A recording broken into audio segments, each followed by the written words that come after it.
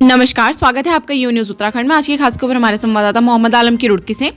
रुड़की के सुभाष नगर निवासी महिला ने एक युवक पर छेड़छाड़ करने और घर में घुसकर मारपीट करने का गंभीर आरोप लगाया है। महिला का आरोप है कि आरोपी युवक ने नशे में धुत होकर उस पर जानलेवा हमला किया, जिसमें वह गंभीर रूप से घायल हो गई।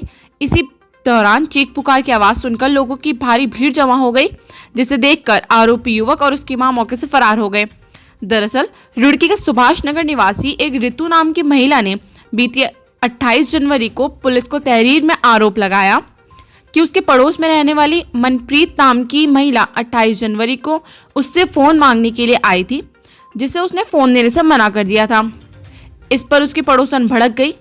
आरोप है कि इसी बीच पड़ोसी महिला मनप्रीत अपने पुत्र अमनदीप के साथ उसके घर पहुंची, जहां उसके पुत्र ने उसके ऊपर जानलेवा हमला कर दिया, जिससे महिला गंभीर रूप से घायल हो गई।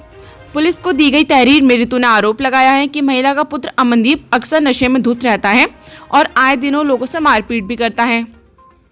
ऋतु का आरोप है कि आरोपी अमनदीप के द्वारा जानलेवा हमले में वह गंभीर रूप से घायल हुई थी, जिसे आसपास के लोगों द्वारा रुड़की के सिविल अस्पताल में भर्ती कराया गया था, जहां अस्पताल के चिकित्सकों द्वारा उपचार के कुछ दिन बाद उसे छुट्टी मिल गई थी। महिला ने थाने में तहरीर देकर आरोपी युवक के खिलाफ कार्रवाई करने की मांग की है। पुलिस के द्वारा युवक के खिलाफ मुकदमा दर्ज कर लिया गया था। वहीं महिला का आरोप है कि लगभग 1 माह बीत जाने के बावजूद भी अभी तक आरोपी युवक और उसकी मां की गिरफ्तारी नहीं हुई है। अभी तक भी आरोपी युवक पुलिस की गिरफ्त से बाहर है। वहीं कंगनहर पुलिस लगातार आरोपी मां बेटी की तलाश में जुटी है। वहीं इस बाबत सीईओ रुड़की विवेक कुमार ने बताया कि पुलिस पूरे मामले की जांच में जुटी है। केस दर्ज कर लिया गया है और जल्दी आरोपियों की गिरफ्तारी की जाएगी। सुभाष नगर से ये महिपाल एडवोकेट है, जहाँ पे पुरानी कोठी है इनकी, वहाँ पे रहती हूँ मैं, प्रेम कुटीर के मकान में। पूरा मामला सर ये है कि मतलब मेरे साथ एक भाभी रहती थी, उनका बेटा था मनदीप सिंह। वो मतलब ड्रग्स और स्मैक का नशा करता था। तो उनके साथ में एक लड़का और रहता था सुमित। तो उसने क्या किया कि मतलब सुमित का फ़ोन चुराया रात को 3 बजे और वो उसे लेके फरार हो गया। फिर वो शनिवार की रात को आया, मतलब 5:30 बजे। तो सुमित भैया ने उनसे पूछा कि भैया मेरा फ़ोन कहाँ है। तो उसने बोला कि मैंने ना तुम्हारा फ़ोन बेच दिया है। तो फिर भैया मुझे कहने लगे कि नीतू इसने मेरा फ़ोन बेच दिया। मैंने बोला मैं कि भैया देखो मैं इसमें कुछ नहीं कर सकती हूँ, तुम जानो या तुम्हारा काम। तो मैंने कहा मैं उसकी मम्मी का इंतज़ार कर लो, उसकी मम्मी आ जाएगी तब उससे बात करना। तो उसकी मम्मी आई रात को 8 बजे। 8 बजे आने के बाद भैया ने उन्हें कहा आंटी इसने मैंने मेरा फ़ोन बेच दिया। तो उसकी मम्मी मेरे कमरे में आती है, मुझे कहने लगे कि नीतू 1 मिनट के लिए अपना फ़ोन दे दे। तो मैंने कर दी मना।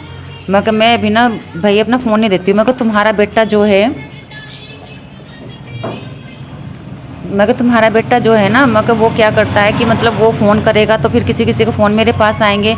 कोई बात में सर ये हुआ है कि मैंने तहरीर दे रखी है, मुकदमा भी हो चुका है, लेकिन पुलिस इसमें अभी कोई कार्रवाई नहीं कर रही है। ठीक है, 20 दिन हो चुके हैं। कल प्रीति मैडम का फ़ोन आया था मेरे पास। उन्होंने कहा कि हम उसके मामा के घर पे गए थे रेड टेप पे। तो उसके मामा ने बोला कि वो यहाँ पे रहते हैं, हमारा उनसे कोई लेना देना नहीं है। फिर उन्होंने बोला कि हमने उनकी लड़की को भी फ़ोन किया, तो लड़की ने भी यही जवाब दिया है कि मेरी माँ से कोई लेना देना नहीं है। और तो फिर मैडम ने बोला कि अब हम उनका नंबर सर्विस लाइन्स पे लगाएंगे और जो तुम्हें कहीं से कोई सुराग मिलता है तो आप हमें बताओ। मैं सर कहाँ से बताऊँ, मैं कहीं सारा दिन बाहर थोड़ा ही घूमती हूँ, ये तो पुलिस का काम है ना, पुलिस को करना चाहिए।